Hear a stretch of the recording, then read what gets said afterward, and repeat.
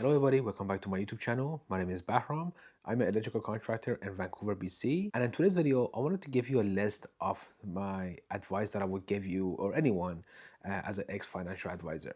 So let's get into the video. My point number one, and this would be for anyone at any age, is that make savings a habit and not an afterthought. Meaning that when you are planning on having a savings plan and anything in general, number one is to build up the habit for a savings plan. A lot of people normally the way that they operate their income expense and their month to month budgeting is that if they have a budget is that they get paid, they spend on whatever they need to spend on, and then they'll try to save whatever is left over, which normally is very going to be very minimum, if anything at all. And for me, I learned that very early on is that if you want to have any sort of savings for yourself, number one, make it a habit, right?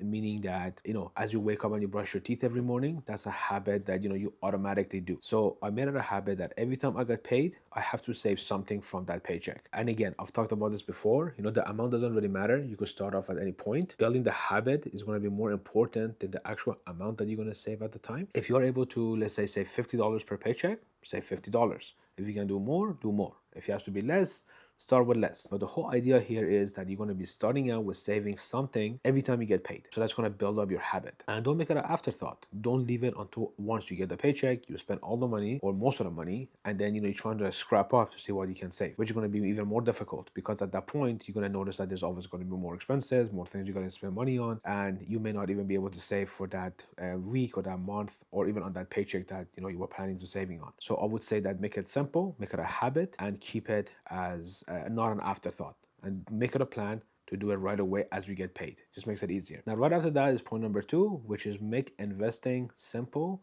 and don't overcomplicate it. A lot of people, they might watch a movie or they might come across a YouTube channel that is talking about investment strategies that are out there. And to be honest, when I first starting out myself, I had a little bit of a savings. I think it was around $1,500 or $2,000 that I saved up over I don't know how long.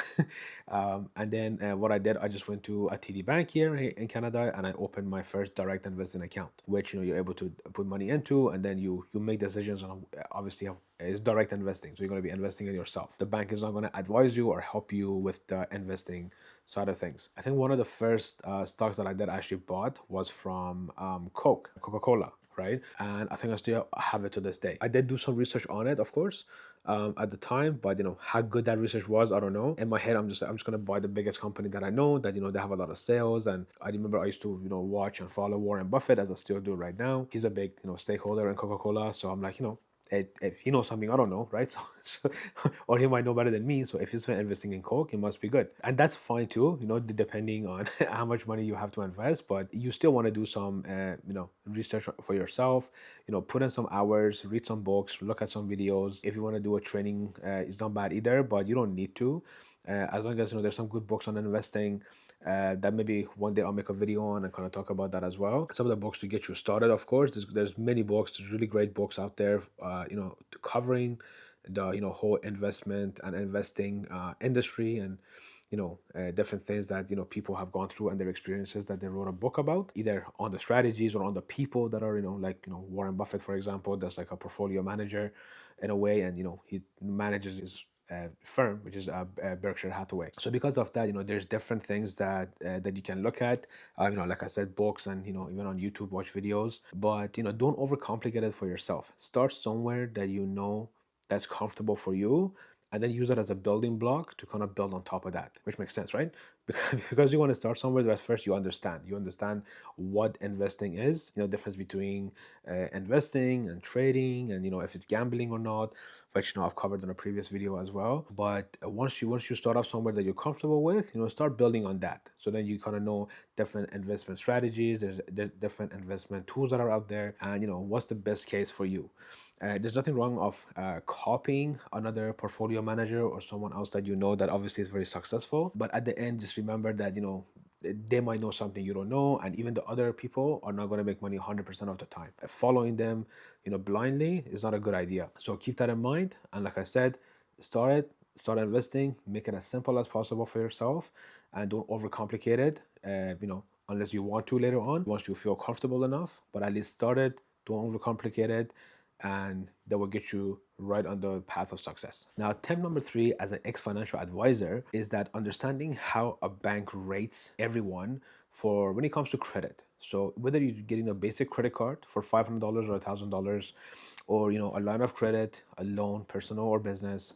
Business is a little bit different, of course, but I'm talking mainly on the personal side. So credit cards, line of credits, loans, personal loans, and even all the way to like mortgages and home equity line of credit and things like that. By understanding how here the bank works, for example, in Canada or whichever country you're in, and by understanding how that works and how they value or evaluate each application and each applicant, it increases your chances of approval. Meaning that, if you're, let's say you're unemployed, you have a lot of debt, of course, you probably won't even get an increase on your credit card limit going from 1,000 to 2,000 if you're unemployed, right? And you don't have any savings, you just have debt and no income, right? Obviously, as you grow in your, in your personal career, your personal life, and you're making more money, you have some savings, you have some investing and some different kind of investment accounts. You're able to, obviously apply and get approved for different credit accounts and facilities that the banks offer. But you need to understand how they value you, like on the credit basis,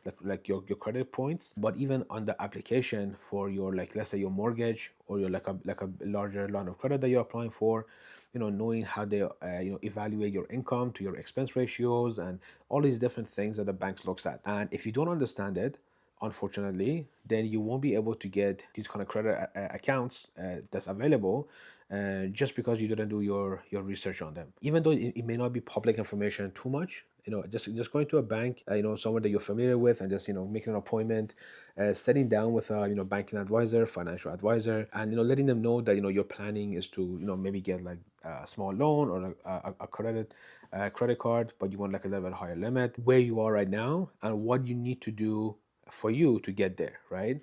A mistake that a lot of people do is that they compare their situation to someone else, even though someone else they might know. So one example, not giving too much information away, of course, but one example was when I was a financial advisor. Someone would come in and they had like a credit card for 1,000. They wanted to increase it to like 10,000, and I said, yeah, no problem. Bring me the application, bring me your income documents and all that, and then I would do a credit check and I would get all the documents. I will go through the credit application that we had at the bank, and then I'll be like, so at this time we cannot give you 10,000, but I can increase it to a maximum of, let's say, 3,000. And what would happen is, and I had this quite a bit. This was pretty common for me. That it was something that I would see, and I had to have the conversation with those customers. Was that they would say, "Oh, I have a friend or I have a neighbor or this family that the wife is not working, he's working part time, and he has a $15,000 line of credit, and he hasn't even had his account for a long time, and they're like a little bit newer to the country, and obviously I don't know who that other person is. Even if someone I knew them, I could not give any details to the other customer about the other customer, right? And what I would say, which is true for like majority of when it comes to finances, you don't know what the other person might have, right? I mean, yes, you might know them, they might, you might be friends, but you don't know. They might have saved, $300,000 up until now, and they have that in an investment account, right? So that's why they look obviously a lot better when the bank looks at them when they're reviewing the credit, right? Or it's like, yeah, only the guy is working, but his income could be very high, or their expenses could be very low, right? So it's not good to compare yourself when you're looking at when it comes to credit or even in investments, interest rates. Let's say someone got like a lower interest rate on their mortgage. Not everyone gets the same rates. Working at the bank, I know, like they might say 5-year fix is let's say it's 4% based on the value. The bank would value what that relationship that customer has with the bank. If they have their personal accounts, investment accounts, business accounts, and they're all running very well. They have lot of funds in their accounts, right? The bank might, end up getting them a little bit lower rate. I mean, it's not going to go from 4% to 3%, but I've seen it to go from, like, let's say 4% to like 3.7%. 3.6%, right? It's all based on approval. It's not something that the bank is like, oh yeah, like, if they come to me, I cannot just offer them that rate and give them that rate. It has to be approved from, like, I guess, like back office or back end. It has to be approved. Not even the branch manager can approve something like that. But I can say that, again, the bank values all these things a little bit differently. Now, everyone is equal, like of course all this stuff, but you have to be realistic about it. And the realistic part is that the bank values their customers, and it could be with different businesses too, not just a bank. Each business could operate on the same principle somewhat, but my experience was when I was at the bank is that we treat everyone the same, of course, but when it came to like offerings like that, then yeah, then they would look at the individual as a whole, right? We would value their personal, their business, how much money they bring in, how much money they have, how much business they bring in for the bank, right? And looking at a business perspective, it makes sense, right? Me, even as an electrical contracting company, if someone is if I'm invoicing them, they're paying on time. If I'm able to not invoice them, like overcharge them, but if invoicing them or charging them on a fair amount that like I'm still making a good profit, and they're okay with that, you know what, I'm going to treat that contractor or that property manager or whichever it is a little bit better than I would someone else, right? So if they would call me, and even if I book an appointment somewhere else, if I could reschedule and go to them first, I would do that, right? I would definitely do that because they become a better customer in my eyes, right? It's just a realistic part about it. And I don't know what kind of line of business you guys are in, or whoever the viewers are here, you would agree it might be the same thing. It doesn't matter what it is, right? Or what line of business it is. You always have your preferred customers, right? So that kind of becomes a preferred customers for the bank in this case, for example, right? So the point here is don't compare yourself, but then at the same time, don't be naive. Understand how it works and how you could get yourself built up to be in that preferred customer kind of box. So then you're able to get the better rates and better offerings from the banks. Now, the last point here, which is point number 4, I would say this is an important point because, especially for people who are not in the know and maybe even new to Canada in this case, right? Is that is your responsibility to ask, right? I know some people, even when they would come to the bank and they were like, let's say like they were from, like I'm from Iran, so they had came from Iran and they were there for like 10 years, 15 years, and they would come in and they're like, oh, do you guys have like a investing account? And I'd be like, yeah, like what are you looking for to do? And like, are you trying to like invest yourself? You want the bank to help you? I would go through these questions, and then in Canada here we have like the tax-free savings account, or the TFSA. We have the RSP, or the registered savings plan, retirement savings plan, and the different way that they kind of work, and the way you could invest, the way that they're taxed, the way you could withdraw money tax free, or if it's going to be taxed again, all that sort of things. And most of them would even tell me like, oh, this is the first time I'm hearing about this, and we've been here for 10 years, 15 years, or whatever, right? The thing is, unfortunately, the way that it works is that you have to be curious enough to wonder what offerings there are, for anything really in life. But let's say, but financials, because this is a big part and it is an important piece of your life, you have to ask. Now, the information you get, it might be a little bit different from like institution to institution, even from the advisors, how much, how knowledgeable they are, how experienced they are. But it is still your responsibility to at least ask, to be curious enough to ask, to see what's available for you. Now, for example, like a quick list that I can give you here, there's the RSP, there's tax-free savings account, there's RESP, which is for your kids' education. There's RDSP for disability. There's a new account that I don't know what it's called. It came out a few years ago, but I wasn't a financial advisor then, and I haven't looked into it too much. But there's another account. You could use the funds as for like down payment for first-time homebuyer programs and things like that. But anyways, like all these accounts are available. Doesn't mean you need all of these accounts. You may only want one or two of them, or even just one of them, let's say. But you need to know what's out there. You need to know what's available for you, right? And these are just the registered accounts, and with each one there's different investment vehicles and investment types that you can hold within these accounts. So as a quick example, a tax-free savings account, like if you think of it, is like a basket, right? Now within this basket you could have, and again, then also it becomes, it's like two different baskets, because there's a tax-free savings account that you have at the branch level, meaning that you open this at the branch. You may be able to open it online, but it is a branch level, meaning that the investments you hold within this will be advised and help will be provided to you at the branch level. It could be a financial advisor or like an investment advisor that will help you with it, and they will get you into things like GIC, which stands for Guaranteed Investment Certificates, which you could put, let's say, 50,000 in, you lock it in for a year for like, a certain rate, so that money is guaranteed. The free your $50,000 is safe, and the interest you get is also 100%, you get that interest rate. But again, the rates is not obviously not very high, but based on that that the bank's rate at the time. It could be high or low. So there's one option. Another one would be like mutual funds. So the bank has different mutual funds that they offer that anyone can kind of buy into, and they do a little bit of questionnaire, based on your risk tolerance, the time frame that you have. There's maybe I think like 10 or 15 questions that they ask you, and they complete a form called the KYC, or Know Your Client. And based on that, which is like a legal form for anyone who's providing advice for an investment level, investment advice. So you need to go through that, and then based on that, they could recommend one, two, or multiple different mutual funds that you can buy into. So that's the tax-free savings account, that basket at the branch level. Then you have a tax-free savings account, another basket for direct investing.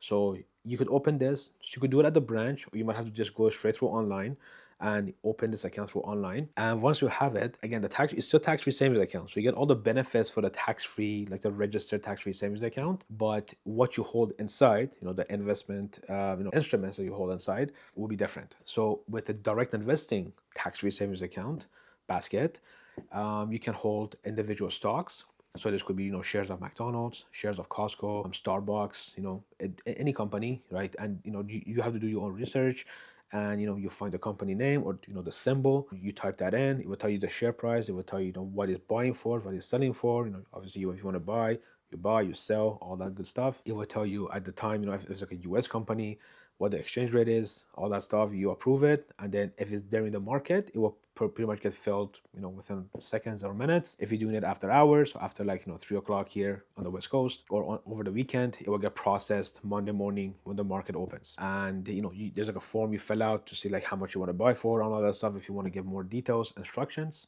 But that's how it works. So with that, you could do individual stocks. You can do ETFs, which is something like a mutual fund, and you could also do GICs as well, which is like another, again, you lock in a certain amount for a rate that you're guaranteed to get, with your money that you're locking in being safe. So you have these options, and there's other stuff that you can do as well. But the whole difference here is that I'm trying to say is that these registered accounts, the tax-free savings account, the RSP, RESP, or DSP, all these ones are the baskets that you're able to hold different investments inside of them. So you need to understand how those baskets work for your taxes, for the benefits, different things that they offer you. And then also you need to know what you need to put into those baskets. Whether you want mutual funds, you want stocks, you want ETFs, you want GICs. So all these different things you need to know. Now this might sound a lot, and I just know this stuff because obviously I worked at the financial institution, so I had to know this, and I had to be able to explain this to my customers, and my clients, and see what's the best options for them. Of course, if someone comes in, they know about the RESP, they know about the grants, the bonds, and the matching program from the government, so they know all these, some of this. They get like a letter. I think once you have a child, we received ours. I don't know at what age they were. I think maybe once they turn 6 months or a year old or something like that. But they obviously know a little bit about it. But they come in just with that paper, and they're like, oh, the government's going to give us money. How does this work, right? So you need to explain to them what the RESP is, how does it work, how you contribute, how the grants and the bonds work, how you can invest the money that's inside the RESP. And again, the RESP has the branch level, and it has the direct investing. So what's the best solution for your customers in front of you, right? Are they going to be, very savvy? Are they going to be going and doing their own research, and they want to be investing into, McDonald's, Costco, and different gold companies, oil and gas companies, and tech companies? Or they just want somewhere to put this money, and yeah, they want some investments, but nothing too crazy. They don't have the time, or they don't want to sit down and learn about all these different things, so they don't mind a little bit of advice and help from the branch level, which is fine. And that's why there's different solutions for everyone, right? I'm saying all of this to bring me back to the point that is your responsibility to ask. And hopefully the advisor sitting in front of you, or whoever it is sitting in front of you, has the expertise to at least explain to you what each are. They don't need to advise you and tell you you need to go and open this, you need to open this. Just because they're telling you what to do doesn't mean that they're good advisors. Good advisors are people, are individuals that are able to, they're professionally trained. They have the knowledge, they have the training, they have the educational background, that they're able to sit down with you, see exactly the type of person you are when it comes to investments, so they know they can advise you on the investment, what you can do or not, right? They're not going to be order takers. They're advising you, right? Just like a accountant for taxes, just like a realtor when it comes to real estate, right? They're there to advise you. You could still be like, no, I want to do this, and they'll do it for you, but their job is to advise you. Same thing as a financial advisor. They're able to advise you for the investment, and of course, at the time, what are the best accounts that you need to have to take advantage of whatever it is you're trying to accomplish, right? Just because all these accounts are available, it doesn't mean you need to have all of them. You can have all of them. There's nothing wrong with them. They're all free accounts. There's no monthly or annual fees with these accounts. So you can open all of them if you want. You can have all of them at the branch level and direct investing. Again, there's not any charges there. But yet saying that for direct investing, there are some charges. So that could, depending how many trades you do, how much money you have in your account, so it's not like absolutely free, but it could be free. But again, every time you trade, you buy and sell for direct investing, there's a fee. At the branch level, as far as I remember, there wasn't. But again, it could change, right? For like every time you buy and every time you sell, kind of like a trading fee, right? But there's no like fee to have the accounts. So you could have all of them, but if you don't need them, then they're useless to you, right? So that's why a good financial advisor is to sitting down with you, finding what you're good at. If you're very savvy, you're looking at the markets, and you want to kind of dip your feet, as they say, into the investing field. Yeah, go ahead. And again, even with that, making sure that they understand that with investing, the risk that is there, is the risk that's associated with it. Especially if you don't know much and you're just starting out. Starting out small, right?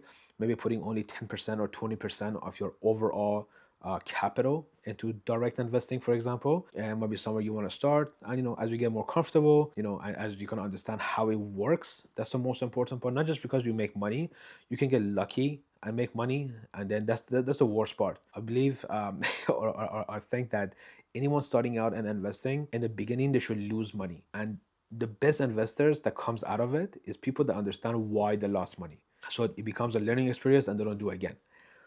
Because if you invest into the stock market and right off the bat you're making money, you're thinking that, oh, this is easy. So you just throw all your money into it, right? And then when the market flips on you and you lose, 25%, half of your capital, obviously, like, you have the shares in the stock. So if you don't sell, it's unrealized loss. But anyways, not going too much into that. Then they're like, oh, what happened? The stock market is like this. And they get a very bad experience, of course. And then they sell, they take the loss, and they never invest into the market as they can. And that becomes worse than if they would have just lost in the beginning a little bit, and then they would have seen why, or why not, what happened.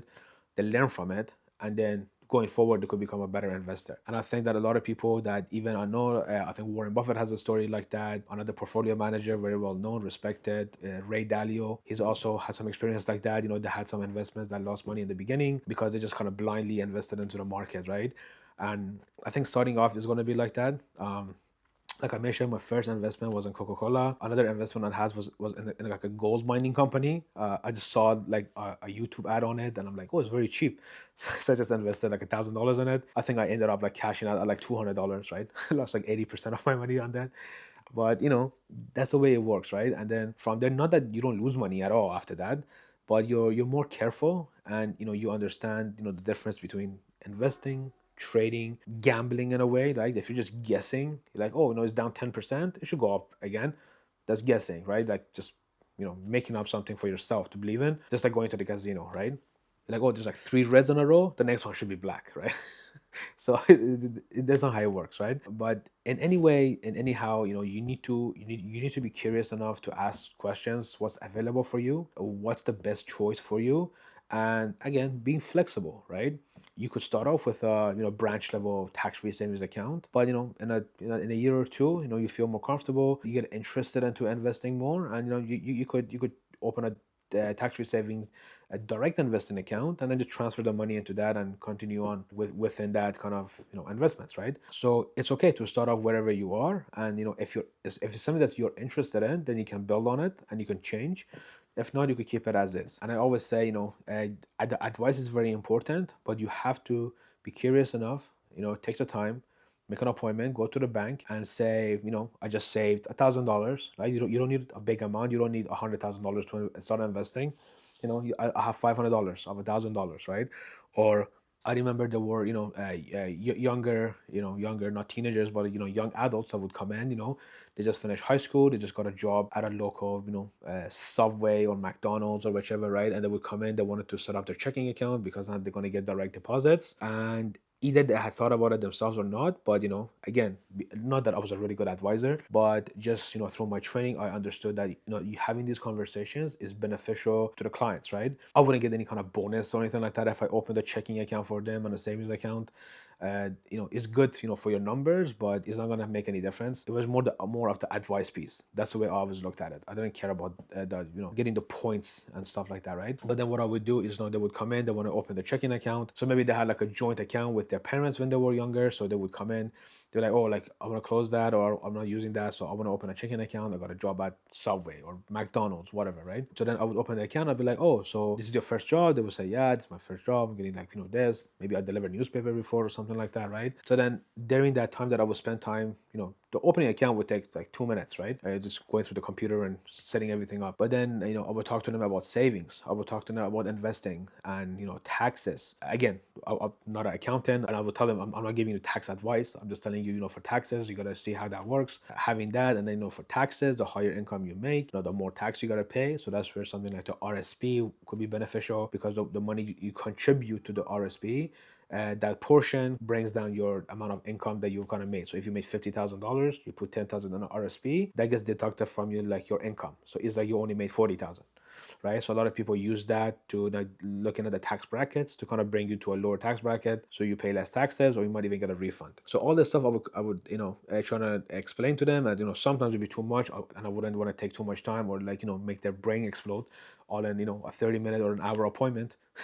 So I would tell them, I'd be like, we open this account. I'll talk to them about maybe the savings and savings and investing part, and I'll tell them, be like, come back and see me in a month or 2 months once you have a little bit more savings, as we set this up for you, and then we can talk about different things from there as well. Which then we could talk about the investments. I would never judge some kids that were a little bit or young adults. I just call them kids. Being 36 now. Well, younger adults that would come in, they themselves were really into investments. They kind of already knew how direct investing works, how, the tax-free savings accounts works and the RSPs. And, they're already like well ahead of some other people, right?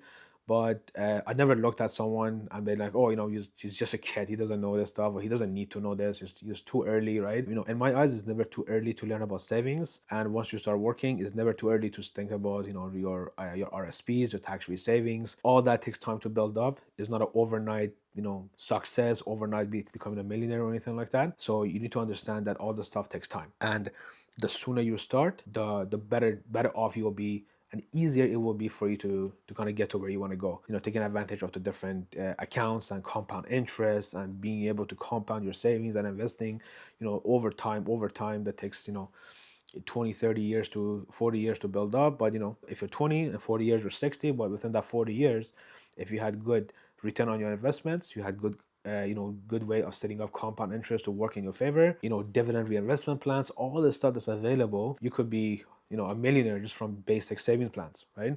Which you might have seen like on Instagram and stuff they kind of talk about, but it's true, right? It is true. So that's why it's your responsibility to ask and find someone, whether at the bank or wherever, whoever it is that you trust, that's able to guide you with all these different accounts. Again, I'm not saying that I was a good advisor or the best advisor, but I tried my best to do that for whoever would sit in front of me, in my office, trying to provide them the best value that I could, and hopefully that's the experience that they had.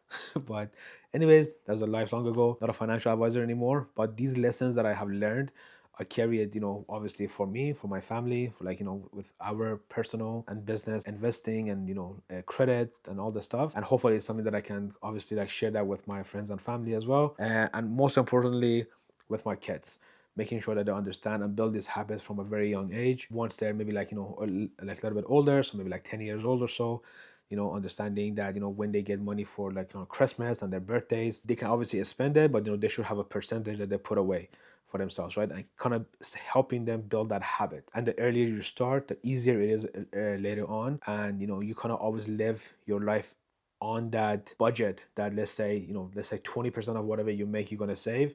That number could be anything. It could be 5%. Obviously if you live in a home and you want to save, you could save as much as 50%. But so there's no right or wrong number there.